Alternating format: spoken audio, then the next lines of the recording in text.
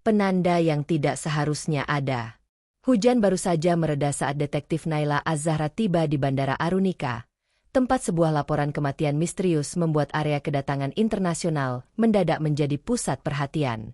Korban, pria bernama Levano Ardel, ditemukan tidak bernyawa di ruang tunggu VIP dengan tanda-tanda serangan fisik yang nyaris tidak meninggalkan jejak. Tidak ada saksi yang melihat perkelahian. Tidak ada kamera yang menunjukkan tindakan mencurigakan. Bahkan, raut wajah korban tampak seolah tertidur tenang. Namun dokter forensik memastikan, ini pembunuhan. Ketika Naila memeriksa barang-barang korban, ada satu benda yang membuatnya berhenti. Paspor berwarna biru gelap dari negara kecil Belvania. Hal yang menarik bukan negara asalnya, melainkan simbol kecil berbentuk segitiga yang dicap samar pada halaman yang seharusnya kosong. Stempel itu tampak seperti kode. Tidak resmi. Tidak sesuai standar imigrasi manapun. Penanda itu terkesan sengaja ditempatkan untuk seseorang yang tahu cara membacanya. Naila segera berpikir bahwa korban mungkin sedang pergi atau pulang dari sesuatu yang tidak ingin diketahui publik. Ia memeriksa catatan penerbangan Levano. Kedatangannya ke Arunika tidak tercatat dalam sistem tiket umum. Ia masuk melalui jalur diplomatik meski bukan diplomat. Ironi itu membuat Naila yakin ia sedang melihat penyamaran tingkat tinggi. Ia menelusuri rekaman CCTV sejak Levano tiba di bandara. Tidak ada perekaman saat ia memasuki area VIP, seolah sistem sengaja dimatikan beberapa menit sebelum ia ditemukan tewas. Naila mencurigai keterlibatan orang dalam. Korban juga membawa sebuah kunci kamar hotel Samudra Biru, hotel yang sering dipakai pebisnis asing dan organisasi yang bergerak di bidang negosiasi internasional. Ketika Naila pergi ke hotel tersebut, ia mendapati kamar yang ditempati Levano masih rapi, tetapi terlalu rapi untuk seorang tamu yang menginap 2 hari. Tidak ada pakaian tersisa, tidak ada dokumen, tidak ada barang pribadi, kecuali secari kertas tersembunyi di balik bingkai lukisan. Di atasnya terdapat kode yang sama dengan yang ada di paspor, segitiga kecil dengan garis melengkung di tengah. Kamar itu memberi 2 petunjuk penting. Pertama, Levano menyembunyikan sesuatu. Kedua, ia tidak datang ke Arunika sendirian. Naila kemudian menghubungi konsulat Belvania. Mereka tampak canggung ketika mendengar nama Levano, seolah menyembunyikan sesuatu. Namun salah satu staf, tanpa sengaja, menyebut bahwa nama tersebut pernah terkait dengan proyek kolaborasi rahasia yang sudah dibubarkan bertahun-tahun lalu. Mendengar itu, Naila merasakan ada lapisan cerita yang jauh lebih dalam dari dugaan awal. Malamnya, Naila kembali meneliti paspor Levano. Ia memperhatikan pola tinta pada tanda segitiga itu. Makin ia periksa, makin jelas bahwa itu bukan sekadar simbol. Ini kode lokasi, sebuah sistem penanda antara 2 orang yang menjaga kontak tanpa komunikasi digital. Namun siapa orang kedua itu? Dan mengapa pertemuan rahasia mereka justru berakhir dengan kematian? Narasi pertama ini berakhir ketika Naila mendapatkan panggilan dari seseorang yang tidak dikenal. Suara itu rendah, berat, dan jelas mencoba menahan kegugupannya. Ia mengatakan satu kalimat sebelum menutup telepon. Jika Anda menemukan segitiga kedua, jangan dekati orang yang memegangnya. Ia tidak seperti yang Anda kira. Dan sambungan langsung terputus. Naila kini sadar, seseorang sedang mengawasinya. Seseorang yang tahu rahasia Levano. Seseorang yang mungkin juga mengincarnya. Jejak segitiga kedua. Detektif Naila Az-Zahra duduk di ruang kerjanya di kantor pusat kepolisian Arunika, menatap simbol segitiga aneh pada paspor Levano. Panggilan misterius semalam membuat pikirannya gelisah, bukan karena ancaman, tetapi karena kepastian bahwa orang yang mengawasinya tahu lebih banyak daripada siapapun. Suara itu menyebut tentang segitiga kedua, menandakan bahwa simbol di paspor bukanlah pesan tunggal, melainkan bagian dari pasangan. Jika Levano memegang simbol pertama, maka seseorang, entah di mana, memegang simbol yang sama, atau versi lainnya, dan mungkin menjadi kunci untuk membuka misteri pembunuhan ini. Naila memulai paginya dengan menelusuri ulang perjalanan Levano selama 48 jam terakhir sebelum kematiannya. Dari hotel, bandara, dan beberapa tempat yang ia kunjungi, semuanya terlihat normal. Terlalu normal. Seolah dirinya hanya turis biasa yang berkeliling kota pelabuhan. Namun bagi seorang pria yang masuk lewat jalur diplomatik palsu, kenormalan itu tampak seperti kamuflase yang dirancang dengan cermat. Naila kemudian memeriksa peta kota Arunika, menandai semua lokasi yang dilalui Levano. Dari sana tampak pola yang tidak biasa. Semua titik perjalanan membentuk lintasan yang selalu berakhir di wilayah kawasan tepi laut utara, sebuah daerah dengan campuran gedung baru dan bangunan tua yang kini ditempati organisasi independen, kedai kopi kecil, dan kantor konsultan asing. Ada satu titik yang menarik perhatiannya. Kantor konsulat Belvania, tempat Levano sempat tercatat masuk selama 17 menit sebelum kembali ke hotel. Tidak ada catatan rapat resmi. Tidak ada tamu yang berinteraksi dengannya. Staf konsulat bahkan mengaku tidak pernah bertemu Levano hari itu. Artinya, ia memasuki gedung tanpa pemberitahuan. Dan seseorang di dalam membiarkannya masuk. Dengan membawa paspor korban, Naila memutuskan pergi ke kawasan itu lagi. Cuaca Arunika tampak mendung, membuat bayangan bangunan konsulat terlihat lebih dingin dari biasanya. Ia memasuki gedung dengan menunjukkan surat perintah pemeriksaan, dan petugas tampak tidak punya pilihan selain mempersilahkannya masuk. Di lantai 2, ruangan arsip konsulat menyimpan catatan diplomatik dan dokumen perjalanan warga mereka. Dari sana, Naila menemukan sebuah berkas usang dengan nama Levano Ardel. Namun yang membuat jantungnya berdegup cepat bukanlah berkas itu sendiri, melainkan stempel segitiga kedua yang identik dengan yang ada di paspor korban. Bedanya, segitiga ini memiliki garis lurus, bukan melengkung. Dua simbol, dua garis berbeda. Keduanya saling melengkapi. Di dalam berkas itu tertulis bahwa Levano dulunya adalah bagian dari program bernama Harbor Link, sebuah proyek investigasi bawah tanah yang melibatkan pertukaran informasi rahasia antara Belvania dan Arunika untuk mengungkap jaringan penyelundupan data internasional. Proyek itu dibubarkan setelah salah satu anggotanya dianggap berkhianat. Namun tidak ada nama tersangka dalam catatan resmi, hanya inisial RA. Naila segera menghubungkan titik-titik. Dua simbol segitiga itu kemungkinan digunakan anggota Harbor Link untuk saling mengenali saat proyek masih berjalan. Jika Levano membawa simbol pertama, maka pemilik segitiga kedua kemungkinan besar adalah mantan rekannya dalam proyek tersebut. Dan jika Levano terbunuh di Arunika saat membawa simbol ini, maka seseorang tidak ingin kedua simbol itu dipertemukan kembali. Tepat saat Naila hendak meninggalkan konsulat, seorang staf muda memberanikan diri menghampirinya.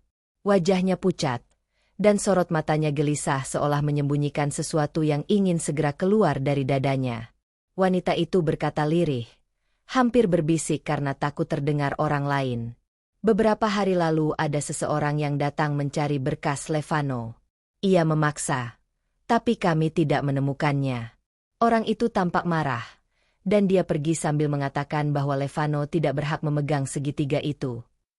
Naila terpaku.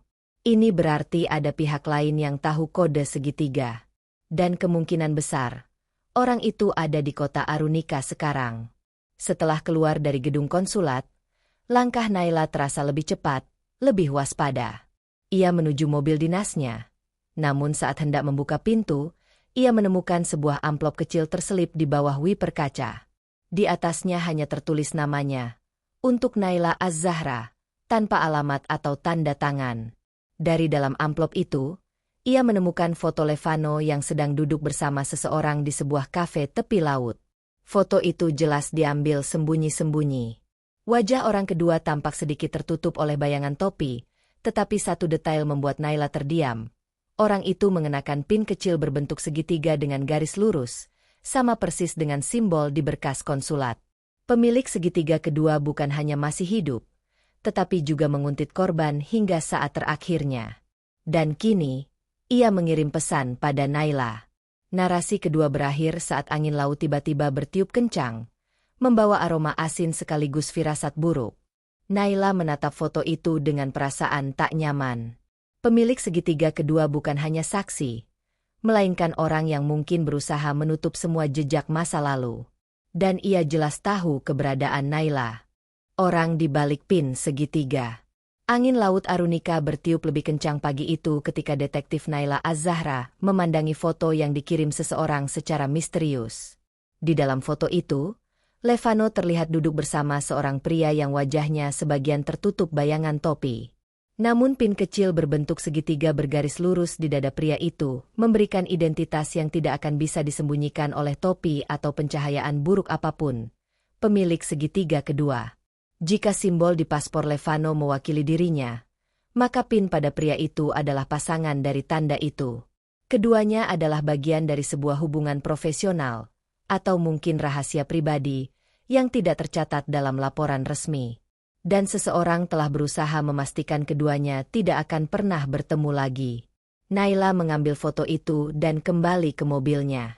Ia tidak lagi bisa mengandalkan sistem resmi setelah menyadari bahwa CCTV bandara sempat dimatikan secara sengaja saat pembunuhan terjadi. Pihak internal telah terlibat. Itu berarti setiap langkahnya kini berpotensi diawasi.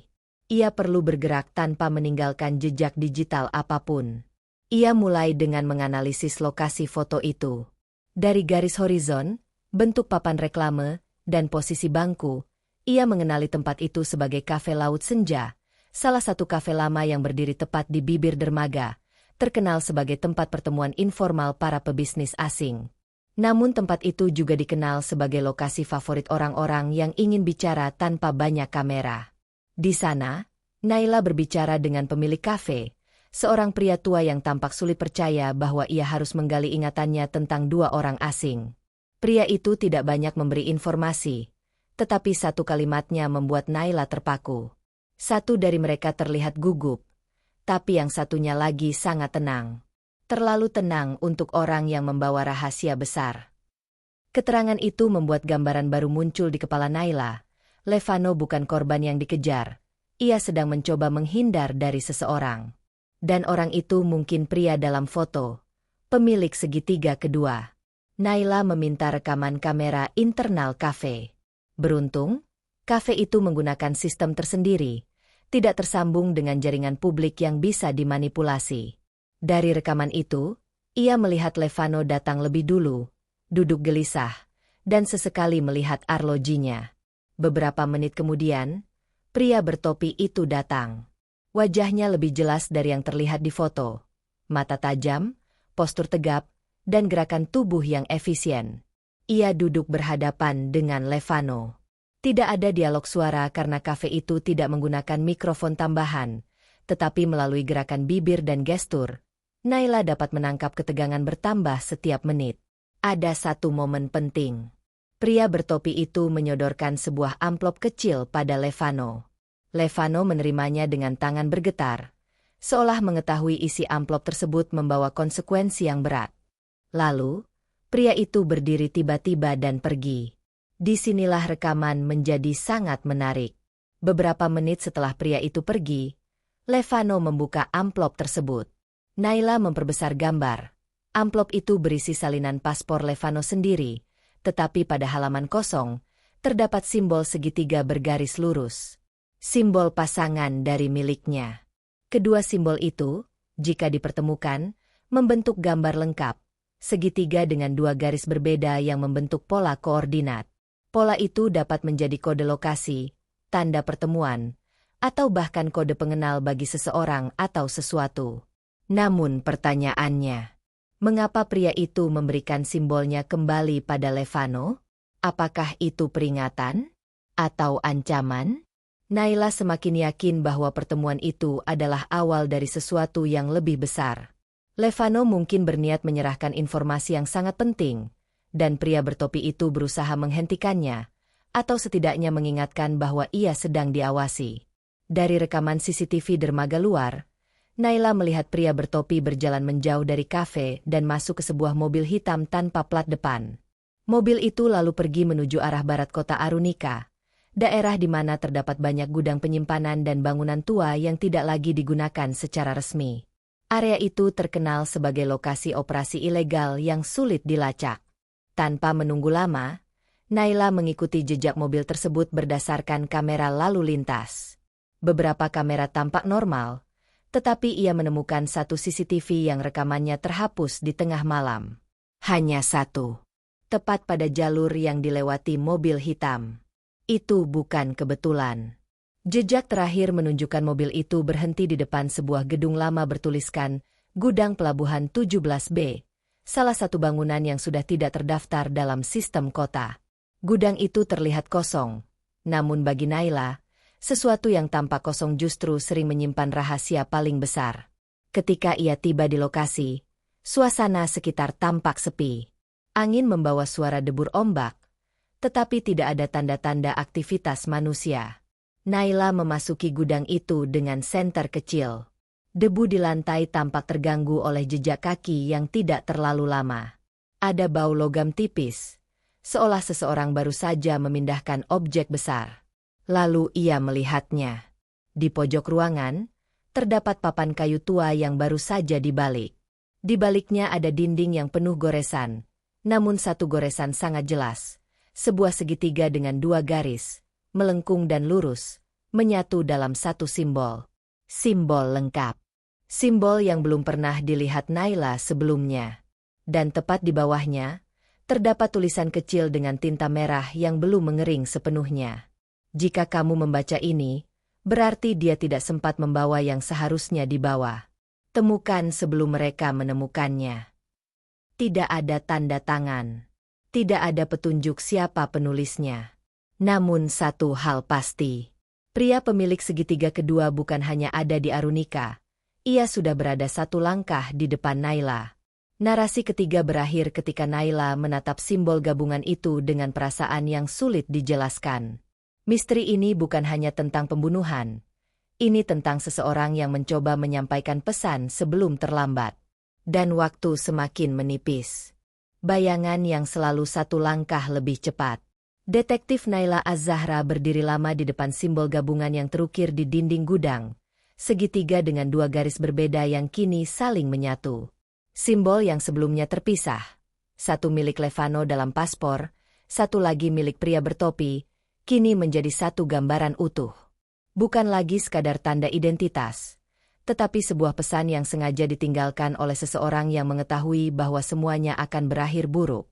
Tulisan merah di bawah simbol itu masih tampak basah, membuat Naila menyimpulkan bahwa orang yang menulisnya baru saja pergi ketika ia tiba. Ia menyadari bahwa penyelidikan ini sudah berkembang jauh melampaui sekadar mencari pembunuh Levano. Ada jaringan yang lebih besar, dan seseorang berusaha mendorongnya untuk terus memecahkan simpul-simpul misteri sambil tetap menjaga jarak dari bahaya.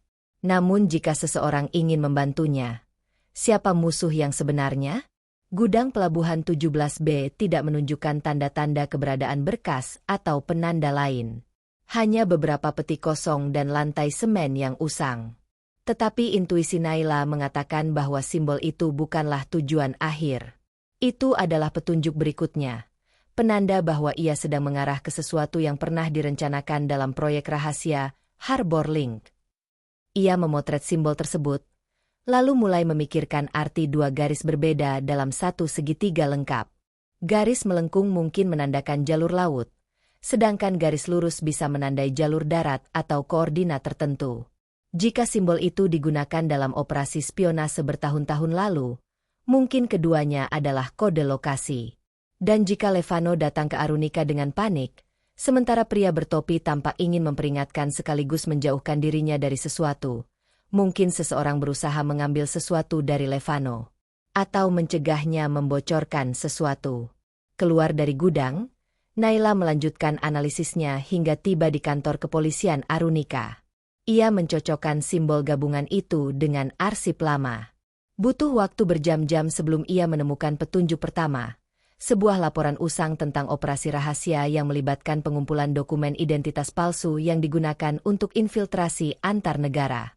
Salah satu dokumen itu adalah paspor dengan simbol segitiga tersembunyi, mirip dengan yang ada pada Levano. Dan dokumen itu dulunya tersimpan di sebuah tempat bernama Pusat Pengamanan Dokumen Internasional, PPDI, Arunika, lembaga kecil yang kini sudah tidak berfungsi dan hanya dihuni beberapa staf senior yang nyaris pensiun. Tempat itu mungkin menyimpan jawaban.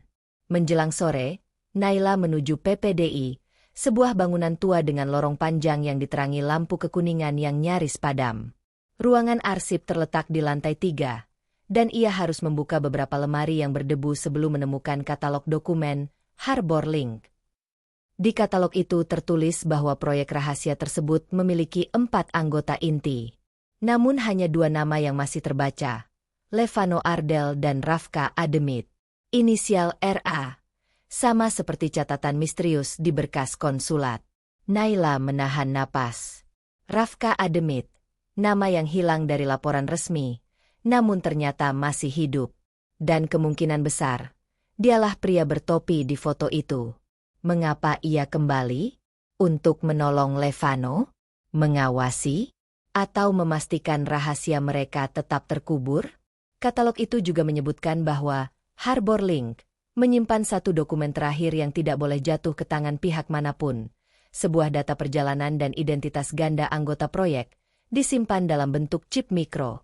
Dokumen itu hilang bersamaan dengan bubarnya proyek. Jika chip itu akhirnya muncul kembali, Levano mungkin berusaha menyerahkannya pada Naila atau pihak berwenang. Dan Rafka mungkin berusaha menghentikannya bukan karena dendam, tetapi untuk mencegah chip jatuh ke pihak ketiga yang ingin memusnahkan semua saksi hidup. Dugaan itu terasa logis, hingga sebuah suara bergetar pelan di lantai bawah memecah konsentrasi Naila. Ia cepat-cepat menyimpan katalog dan menuruni tangga dengan hati-hati. Lorong PPDI yang biasanya sunyi kini terasa berbeda. Ada bayangan bergerak di balik kaca buram pintu depan. Ketika ia semakin dekat, bayangan itu bergerak menjauh. Tapi tidak cepat, seolah sengaja menunggu untuk dilihat. Naila membuka pintu, dan angin malam langsung menerpa wajahnya.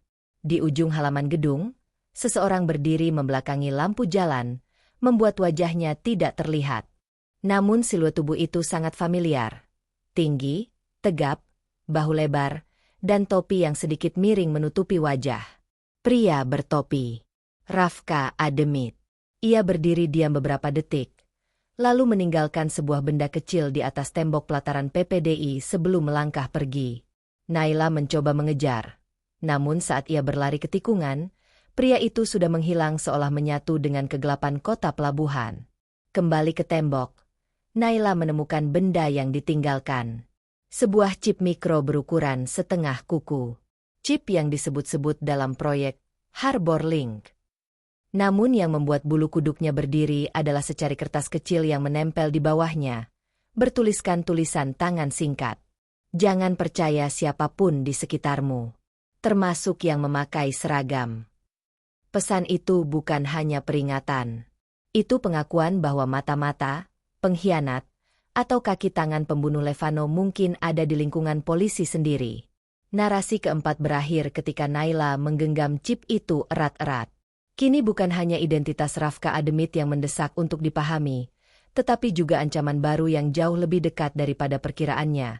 Seorang pelaku yang tidak ingin kebenaran muncul, dan mungkin telah mengawasinya sejak awal penyelidikan. Kebenaran yang tersembunyi di balik identitas ganda. Malam di kota Arunika terasa lebih pekat dari biasanya ketika detektif Naila Az-Zahra kembali ke kantor. Gedung polisi yang biasanya ramai kini hanya menyisakan suara AC tua dan langkah-langkah petugas jaga yang terdengar terlalu rutin, terlalu wajar. Pesan dari Rafka, jangan percaya siapapun, termasuk yang memakai seragam, membuat setiap suara langkah terdengar mencurigakan. Di meja kerjanya, Naila menyalakan lampu kecil dan mengeluarkan chip mikro yang ditinggalkan Rafka. Chip itu ringan, nyaris tidak terasa saat disentuh. Namun dari catatan proyek Harbor Link, ia tahu chip itu berisi sesuatu yang jauh lebih berat. Data identitas ganda para anggota proyek, catatan perjalanan, serta rekaman transaksi rahasia yang pernah dilakukan untuk menyusup ke jaringan penyelundupan data internasional.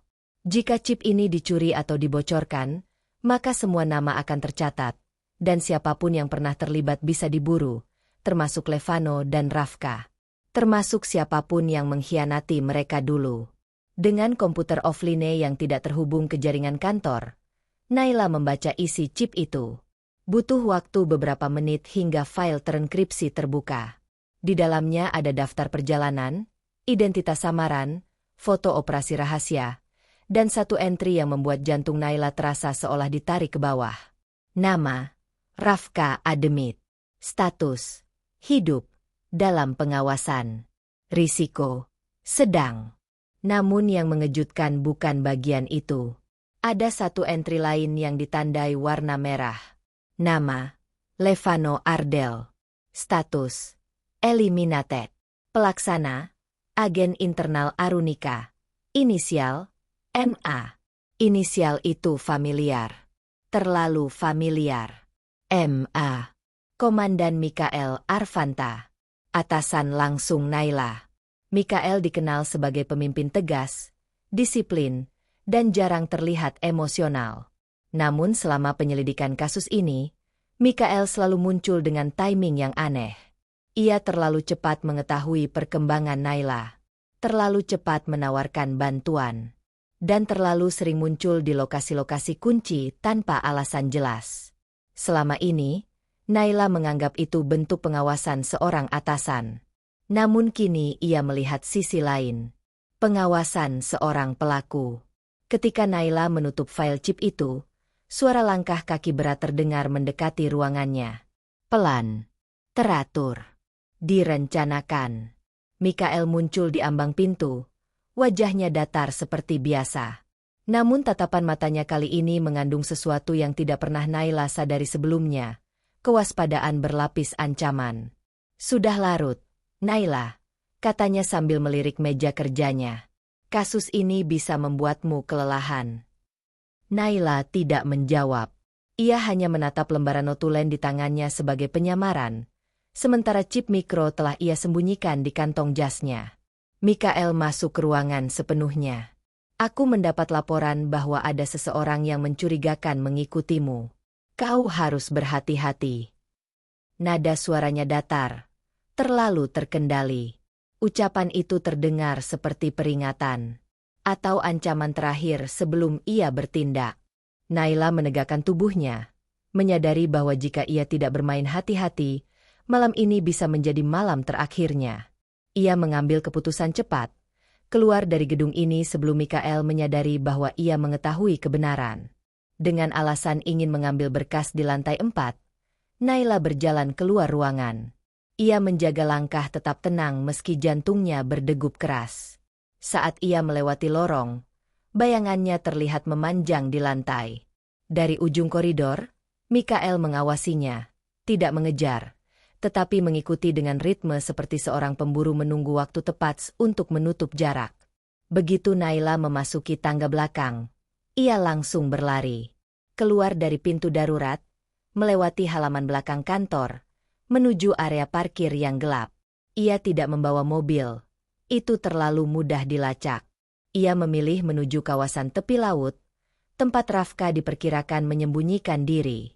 Butuh waktu 15 menit berjalan cepat, hingga ia tiba di dermaga tua yang gelap dan berangin. Di sana, di bawah lampu jalan yang berkedip-kedip, Rafka berdiri dengan topinya yang sama. Ia tidak terlihat terkejut melihat Naila. Seolah ia tahu detik itu akan terjadi. Dia sudah tahu, ya? Tanya Rafka pelan. Naila hanya mengangguk. Komandan Mikael membunuh Levano. Semua jejaknya ada di chip ini. Rafka menarik napas panjang. Tampak lega sekaligus sedih. Mikael adalah pengkhianat proyek kami sejak dulu. Levano menemui saya untuk menyerahkan chip itu pada pihak yang bisa dipercaya. Tapi ia terlambat, dan Mikael selalu satu langkah lebih cepat. Suara angin dan ombak menjadi lebih keras ketika Rafka menatap Naila dengan keseriusan tajam. Sekarang chip itu ada padamu. Mikael akan memburumu sampai dia memastikan semua saksi bisu. Dari kejauhan, suara langkah-langkah berat terdengar mendekat di atas dermaga kayu. Naila dan Rafka segera bersembunyi di balik peti besar. Namun yang muncul bukan Mikael, melainkan tim internal polisi, dipimpin langsung oleh Mikael. Ia berdiri di tengah dermaga, memandang laut gelap sambil berteriak lantang. Rafka, Naila, kalian tidak bisa lari jauh. Rafka menatap Naila. Ini saatnya. Dengan gerakan cepat, ia melempar chip itu ke Naila. Bawa itu ke Kementerian Kehakiman. Itu satu-satunya tempat yang tidak bisa dijangkau Mikael. Rafka kemudian keluar dari persembunyian dan memancing Mikael serta pasukannya menjauh dari Naila. Dalam kegelapan, Naila menahan napas ketika melihat Rafka berlari ke arah kanan dermaga, sementara Mikael mengejar dengan ekspresi marah yang tidak lagi disembunyikan. Pertarungan singkat terjadi. Rafka melawan, tetapi ia kalah jumlah. Namun itu cukup memberi Naila waktu untuk melarikan diri ke arah berlawanan. 2 hari kemudian, setelah menyerahkan chip itu ke Kementerian Kehakiman, kasus ini meledak secara nasional. Mikael ditangkap sebagai pengkhianat negara dan dalang pembunuhan Levano. Jejak lengkapnya ada di chip. Tak terbantahkan.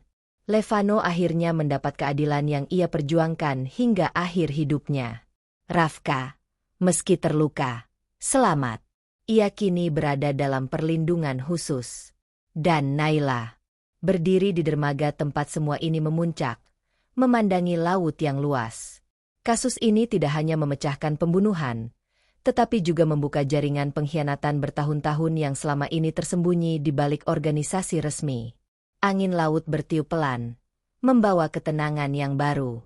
Namun satu hal pasti, simbol segitiga itu mungkin telah kehilangan fungsinya. Tetapi jejak kebenaran yang diungkapnya akan bertahan selamanya.